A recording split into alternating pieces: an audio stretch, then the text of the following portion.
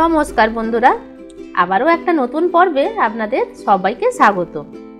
আজ আমি শেয়ার করব দারুণ স্বাদের একটা ডালের রেসিপি। নিরামিষ দিনে আমাদের ভাতের সাথে ডালের খুব প্রয়োজন হয়। স্পেশাল মুগ ডালের রেসিপি তো দেওয়াই আছে চ্যানেলে, দেখে নিতে পারেন আপনারা। তবে আজ আমি বানাবো অরহর ডাল। খুবই সিম্পলভাবে বানিয়েছি, তবে এর স্বাদ হবে কিন্তু দুর্দান্ত। তাহলে আসুন বন্ধুরা, দেরি না করে রেসিপিটা শুরু করা যাক। অরহর ডালের এই রেসিপিটা বানাবার জন্য আমি ডাল আগে থেকেই ভিজিয়ে রেখেছিলাম।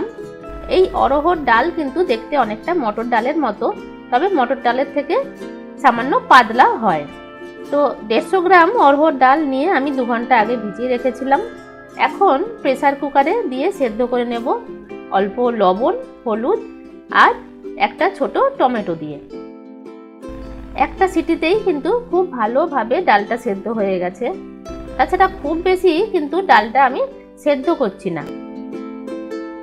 এখন ডালটা ফোড়ন দেব, তার জন্য গ্যাসে কড়া বসিয়ে দিয়েছি আর 1 চামচ সরষের তেলও দিয়ে দিয়েছি।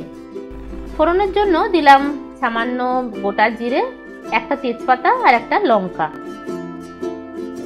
ফোড়নটা 10-12 সেকেন্ড নাড়াচাড়া করে নেবার পর দিয়ে দেব হলুদ গুঁড়ো আর জিরে গুঁড়ো। খুবই সামান্য পরিমাণেই দুটো মশলা আমি দিলাম। গ্যাসের ফ্লেমটা কিন্তু একদমই লো ফ্লেমে রাখতে হবে, তা না হলে কিন্তু মশলাটা পুড়ে যেতে পারে। আর মশলাটা কষিয়ে নেব অল্প জল দিয়ে। এই জলটা আমি ডাল থেকেই অল্প জল তুলে এই জলটা দিয়ে দিলাম। মশলাটা 2 মিনিট কষে নেবার পর দিয়ে দেব সেদ্ধ করা ডালটা। অরহর ডাল নিজে থেকেই এত টেস্টি হয় যে এতে কিন্তু খুব বেশি মশলা দেওয়ার দরকার পড়ে না। আমরা তো প্রায়ই মুগ মুসুর ডালই খেয়ে থাকি বাড়িতে, তো অরহর ডাল কিন্তু বানিয়ে আমরা পরিবেশন করতেই পারি। তো এইভাবে বানিয়ে দেখবেন বন্ধুরা বাড়িতে। ডালটা সেদ্ধ করার সময় আমি কিন্তু লবণটা দিয়েছিলাম, তো এখন টেস্ট করে দেখলাম আমার আর লবণ দেওয়ার দরকার পড়বে না। আপনাদের যদি প্রয়োজন পড়ে এখন অল্প লবণ দিতেই পারেন। এখন আমি দিয়ে দেব চিনি। এই ডালে কিন্তু চিনিটা অবশ্যই দিতে হবে।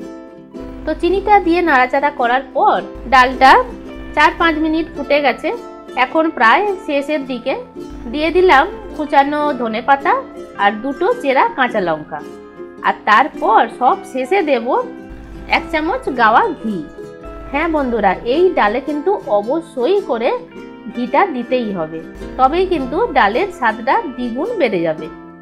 তো এটা কিন্তু একদমই স্কিপ করা যাবে না, অবশ্যই কিন্তু ঘিটা দিতেই লাগবে।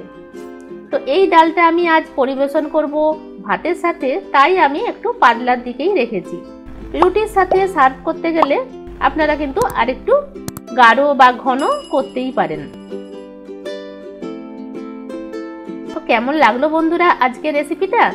অবশ্যই আমাকে একটা কমেন্ট করে জানাবেন। কিন্তু ভালো লাগলে লাইক করে দেবেন, শেয়ার করবেন আপনার সেই সমস্ত বন্ধুদের যাদের ডাল ছাড়া চলে না।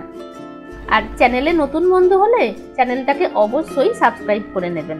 পাশে থাকা বেল বাটনটাও প্রেস করে নেবেন, যাতে আমি যখনই নতুন কোনো ভিডিও আপলোড করি আপনার কাছে নোটিফিকেশন পৌঁছে যায়। আজ এ পর্যন্তই, ফিরে আসছি খুব তাড়াতাড়ি নতুন রেসিপির সাথে।